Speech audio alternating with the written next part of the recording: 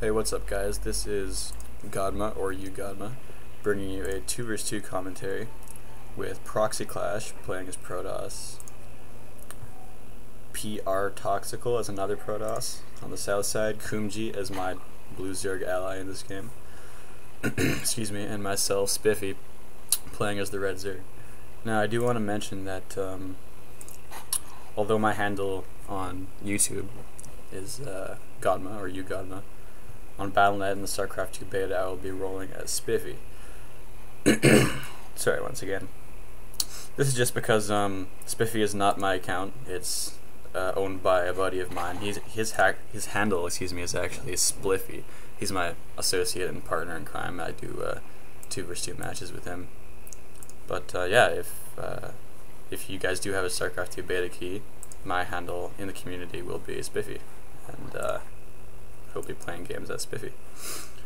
Now, I also do want to mention that I and Spliffy, we are by no means experts, so I really can't offer you any pro or expert gameplay. But what I can offer you with these games is just, you know, I can offer a pretty nice feel of StarCraft 2 in general. I'm just going to be throwing up some interesting games, not exactly some fast-paced games necessarily, but you know, check them out on my channel. I think a lot of them do have their merits and their values, so yeah, just stick around and hopefully I can try to bring you some decent games. So right now, some pretty conventional builds. Actually, Kumji here is opting to throw down an evolution chamber. He got a pretty early pool, around an 11 or 10 pool. Myself, I threw that down at 12, also getting that early extractor. Our Protoss counterparts here, actually canceling a gateway for some reason, don't know what that's about, but also a very conventional build, double gateway. His energy on the Nexus here is actually capped, which is never good. His economy is going to be very sterile as a result. His ally not faring too much better, he's got 78 energy down there. A pair of drone scouts, a little excessive, but hey, they're going to be chasing after that probe there. Sending out these overlords just to get some basic recon information. Pretty early second expansion, although as a Zerg player this isn't too uncommon. You do want to have a economic advantage on your enemies, excuse me, as much as possible. There's the spawn larva going down from the queen. Pretty basic stuff. Pretty early forge here from Proxtical. Getting a cannon and his first gateway kind of late there. If we were a little better, Kumji and myself, we would have harassed the store earlier because they don't have too much. They got 2 zealots out right now, but it was pretty exposed for a while. Kumji actually getting a hidden expansion down here in this corner. Myself, I'm now running off of 2 extractors. Kumji only a single one.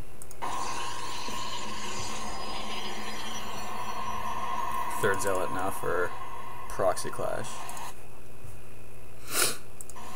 Actually, when I was playing this, just when I saw these 2 guys' names on the loading screen, I was terrified of a proxy rush, just, you know, due to the nature of their names and the fact that they were both rolling Protoss. But they decided to just play defensive, even get some cannons, so definitely no cheese from that.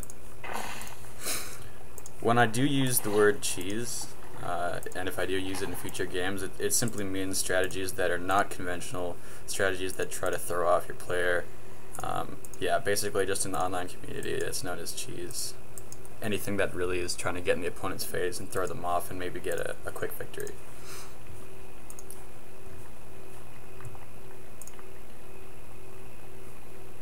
Queen kind of idling here with 25 energy. She needs to be throwing down either a tumor or ideally spawn larva. Can never spawn enough larva with those queens. That's the idea. Kumji actually getting his 3rd expansion now. He does have that first one up. He's only now getting a queen. So definitely needs to work on saturating that.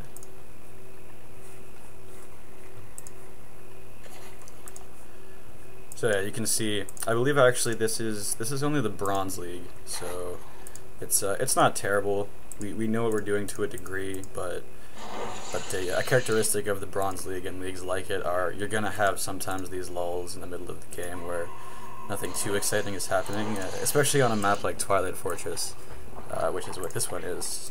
It really encourages just macro-oriented games, chilling inside your respective ends of the map, and yeah, really just playing defensively.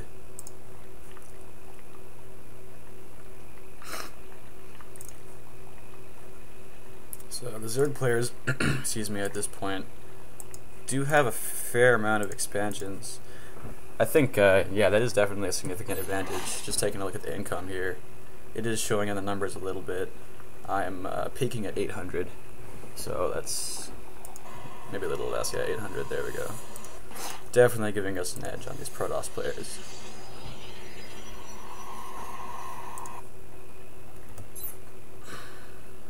A very purple or Proxticle is getting a very early blink. He doesn't have too many stalkers on the field. In fact, he's got no stalkers, so never really a good idea to research an upgrade for a unit which you don't have any of. It's just sort of counterproductive, throwing those minerals and gas away in places where you could be needing them more. Yeah, here we have just Overlords dropping creep, trying to increase Zerg mobility.